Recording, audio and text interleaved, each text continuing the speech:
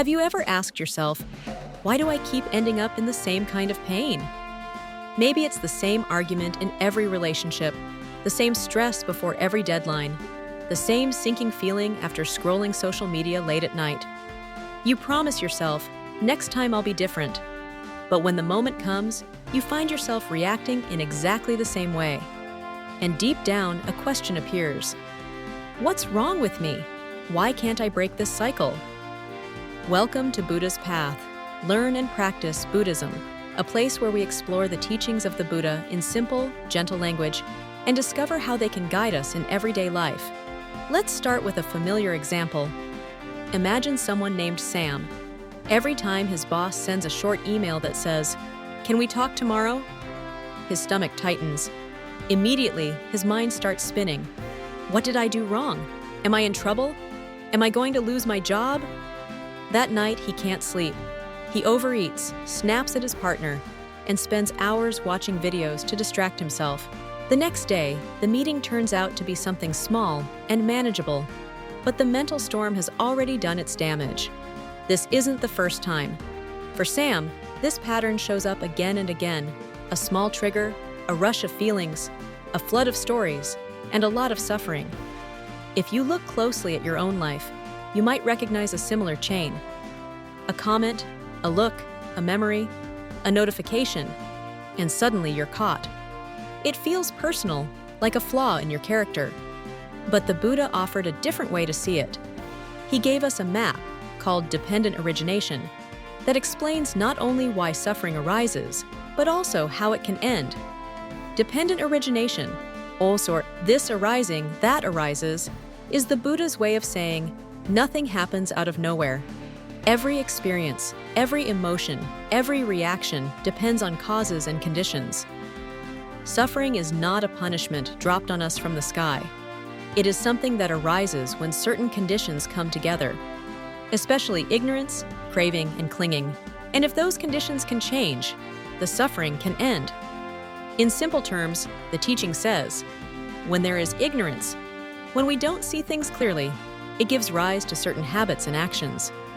Those habits shape our perceptions, the way we experience the world.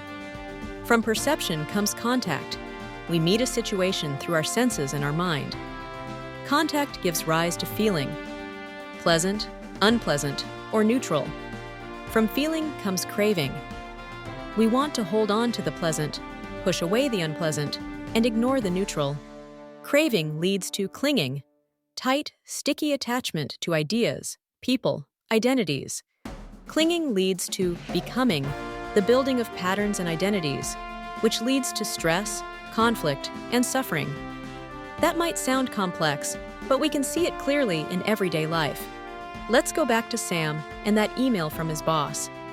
Ignorance, in this context, doesn't mean being stupid. It means not seeing reality as it is. Deep down, Sam carries the belief, my worth depends on always being perfect, or, if someone is displeased with me, I'm not safe. That is the ignorance at the base of the chain. Because of this belief, he has built many habits.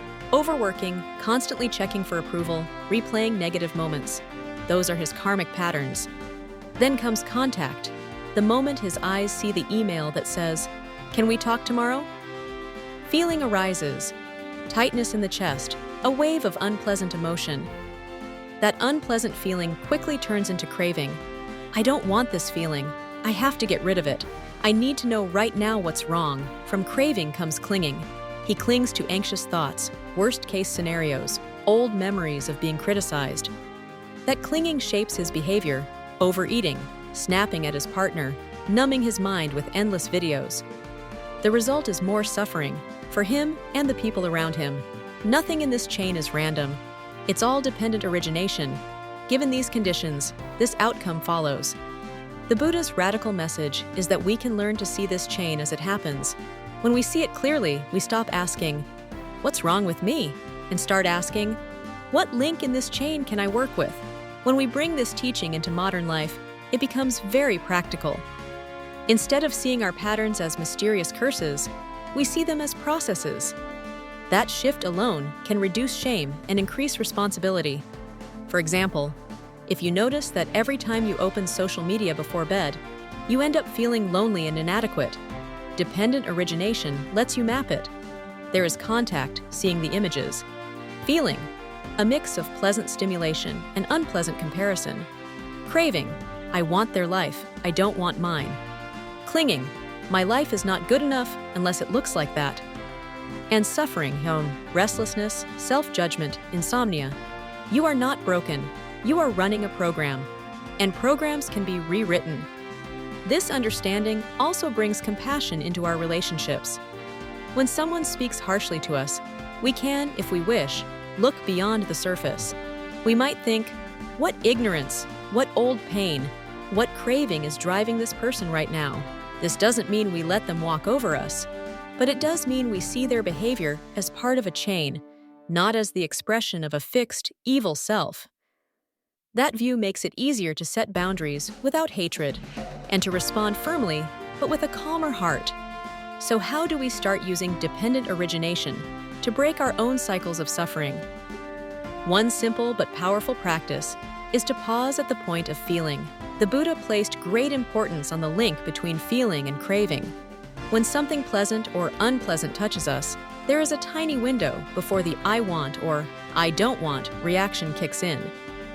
Most of the time, we skip right over that window. Practice is learning to notice it. The next time you feel a strong reaction, anger, jealousy, shame, or even a rush of excitement, see if you can stop for a few breaths. Place your attention on the raw sensation in the body, tightness in the chest, heat in the face, fluttering in the stomach. Instead of immediately telling a story about it, just silently label it, unpleasant feeling or pleasant feeling. You don't have to push it away or grab it. You are simply noticing, here is the link of feeling. In that moment of awareness, craving has less power to hijack you. You have found a small opening in the chain. Another practice is to do a gentle, dependent origination reflection at the end of the day. Think of one situation where you suffered, a conflict, a worry, a regret. Then, without blaming yourself, trace it back like this. What was the contact? What did I see, hear, or think about? What feeling arose? What did I start wanting or not wanting? What story did I cling to? And what did that lead me to say or do? As you follow the steps, you may find that your suffering doesn't feel so solid and mysterious. It becomes a process you can study and gradually transform. You can even bring this into very small moments. Let's say someone sends you a short message, "We need to talk," and you feel that familiar anxiety rise. Instead of jumping straight into rumination, you pause and say softly to yourself, "Contact." Feeling, now craving wants to take over. Let me breathe first.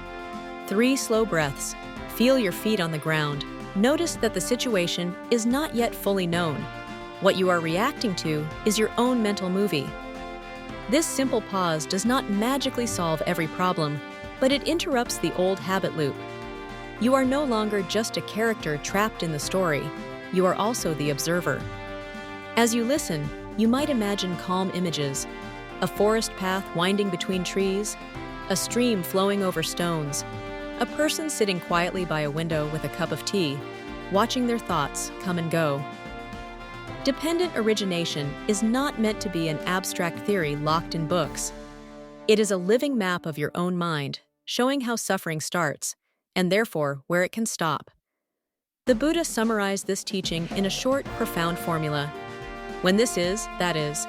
From the arising of this, that arises. When this is not, that is not. From the ceasing of this, that ceases.